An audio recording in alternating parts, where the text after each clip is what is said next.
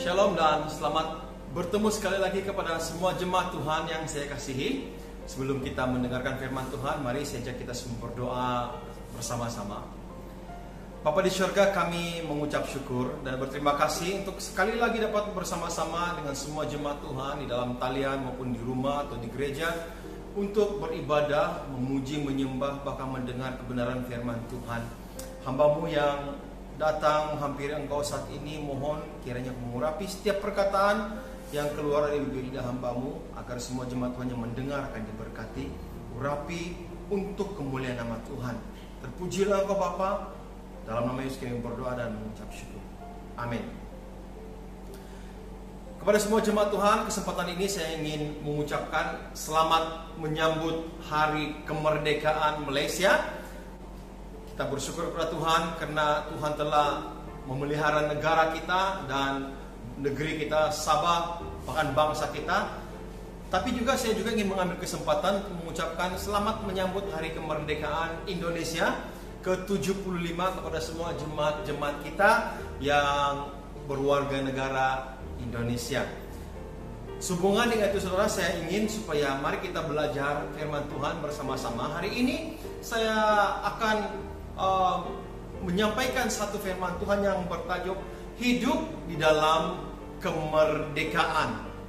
Mari kita baca bersama-sama firman Tuhan di dalam Galatia pasal yang kelima ayat yang pertama. Galatia pasal 5 ayat pertama, satu ayat saja firman Tuhan berkata demikian. Supaya kita sungguh-sungguh merdeka, Kristus telah memerdekakan kita. Karena itu berdirilah teguh dan jangan mau dikenakan kuk perhambaan. Jemaat yang saya kasihi, kemerdekaan kita, negara kita Malaysia ini merupakan satu kemerdekaan daripada penjajahan. Dan tepat pada tanggal 31 Agustus 57, kita semua sudah tahu bahwa negara kita telah diisytiharkan merdeka. Namun saudara, dalam kehidupan kita, khususnya bagi kita orang Kristen, sadar atau tidak sadar, sebenarnya kita juga sering kali mengalami penjajahan iman atau penjajahan dari sudut kerohanian kita dijajah oleh kuasa-kuasa iblis. Dan daripada ayat ini saudara, kita akan belajar lebih kurang 3 hal perkara yang sangat penting yang harus kita perhatikan tentang kemerdekaan orang Kristen di dalam Tuhan. Nah, yang pertama itu saudara, kita harus mengerti bahwa Kristuslah yang telah memerdekakan kita. Firman Tuhan berkata supaya kita sungguh merdeka. Kristus telah memerdekakan kita. Kemerdekaan yang telah kita peroleh sebagai orang percaya itu merupakan kemerdekaan daripada ikatan dan perhambaan dosa.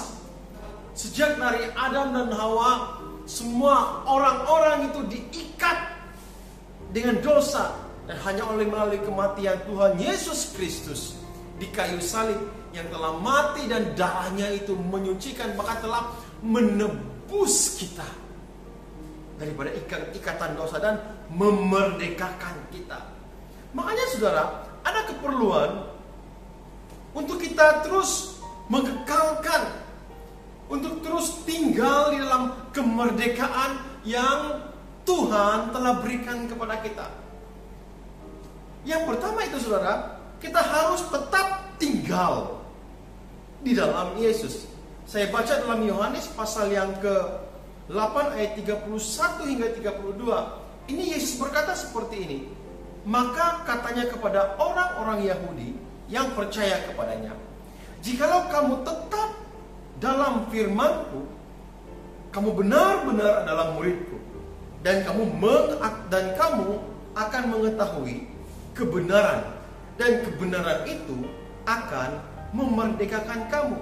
Saudara yang saya kasih, Yesus berkata bahwa kebenaran itu akan memerdekakan kita.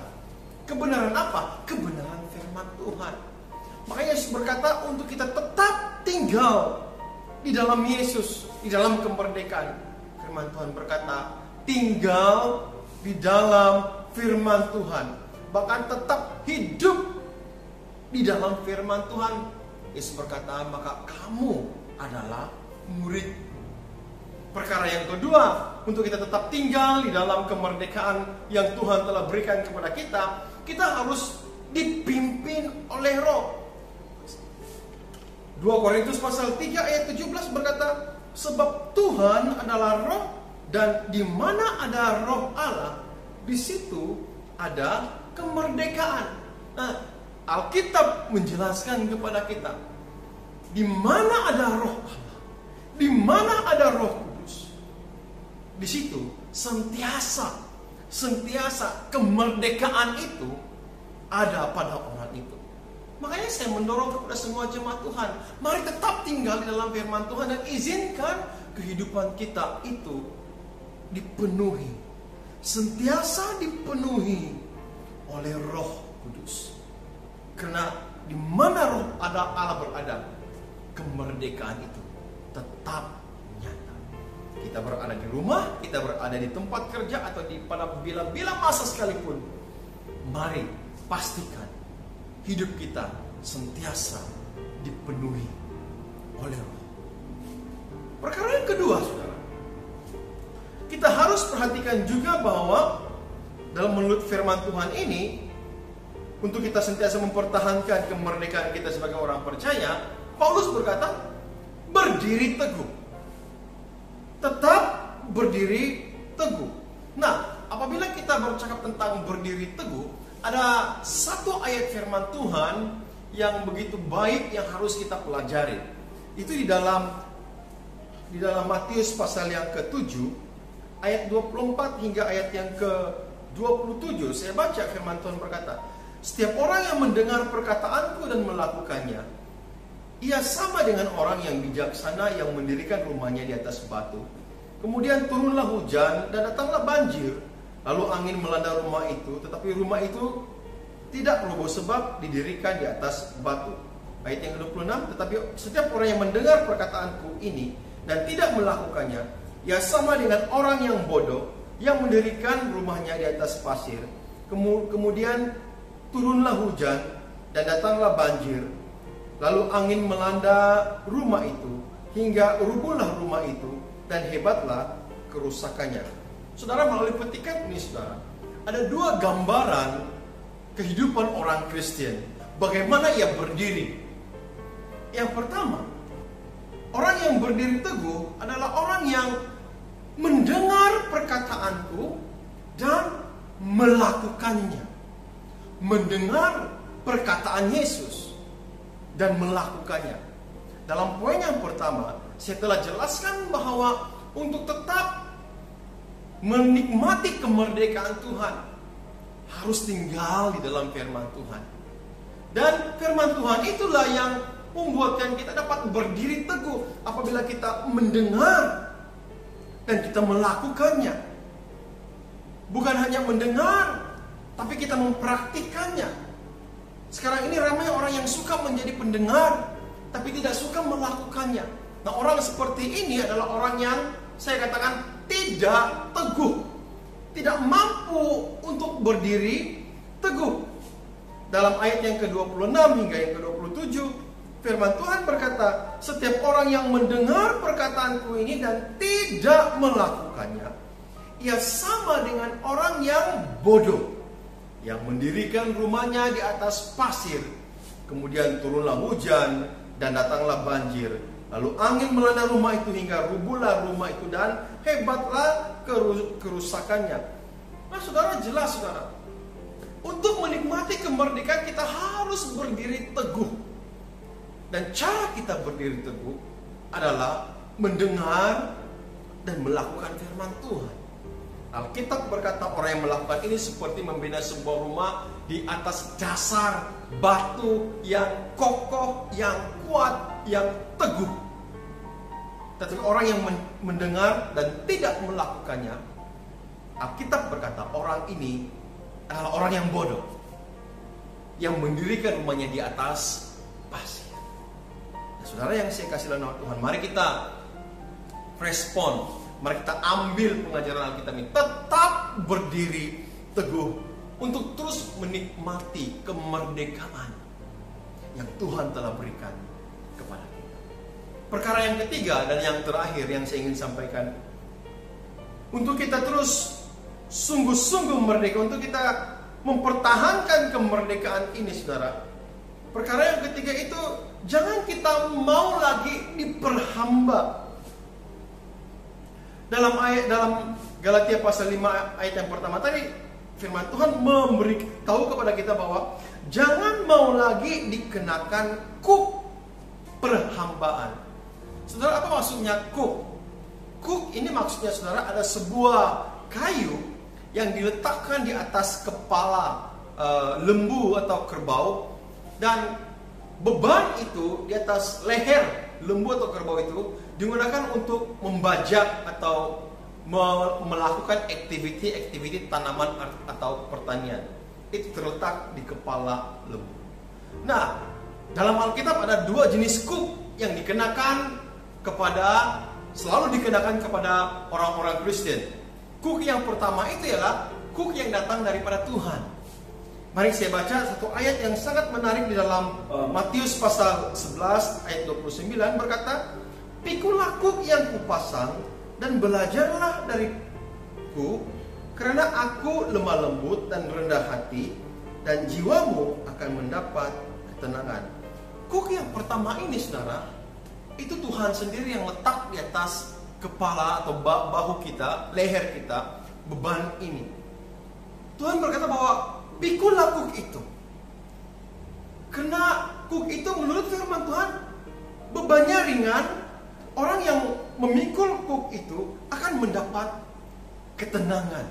Nah, saudara yang saya kasih, kuk yang dipasang oleh Tuhan bercakap itu mengajar kita untuk kita tetap setia dan tetap tunduk kepada Tuhan, sentiasa berharap sepenuhnya kepada pertolongan Tuhan. Kuk ini bagus, saudara, karena itu dipasang sendiri oleh Tuhan, supaya kita tetap berharap, bersandar.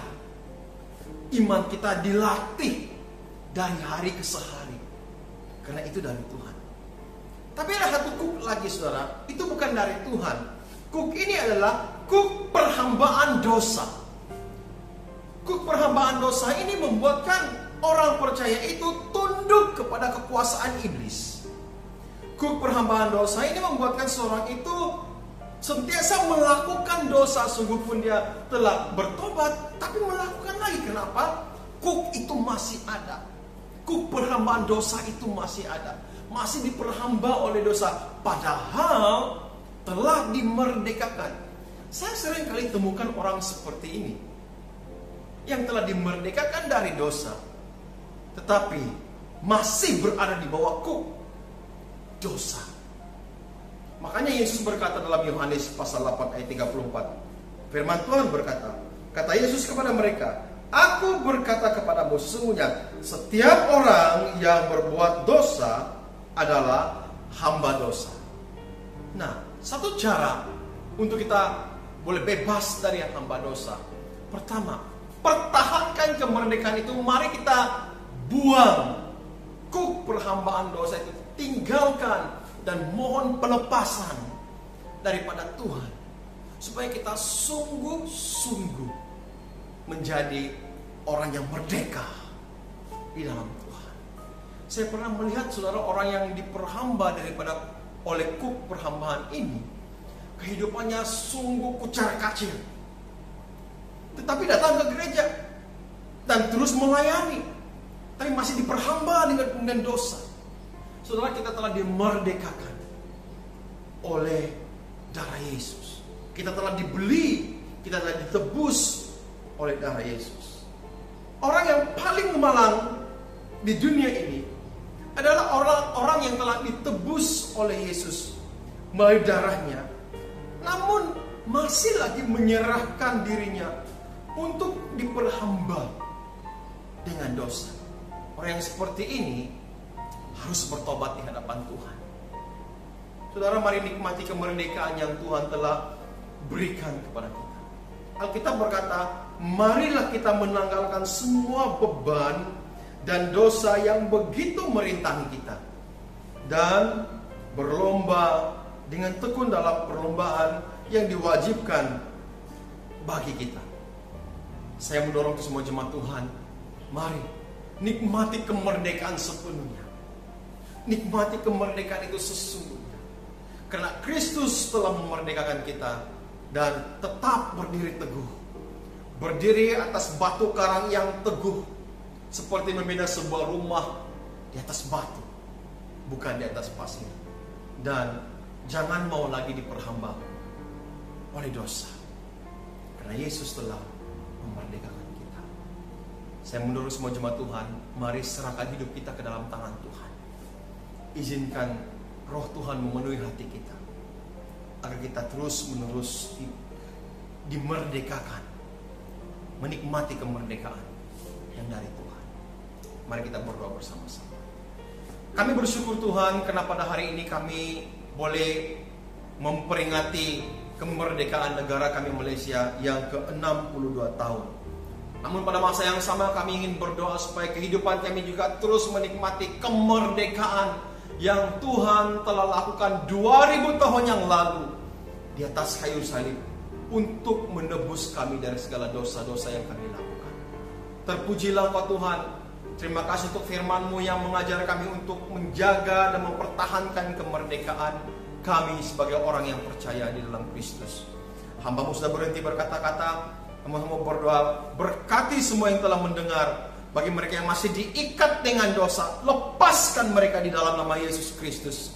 Bebaskan mereka dan merdekakan mereka di dalam nama Tuhan Yesus Kristus. Dimanapun mereka berada, terpujilah Engkau Tuhan. Terima kasih untuk firman-Mu yang mengajar dan menguatkan kami. Ini doa hamba-Mu, di dalam nama Yesus kami berdoa dan mengucap syukur. Amin. Terima kasih kepada semua jemaat Tuhan. Selamat menyambut hari kemerdekaan Malaysia. Tuhan memberkati kita semua.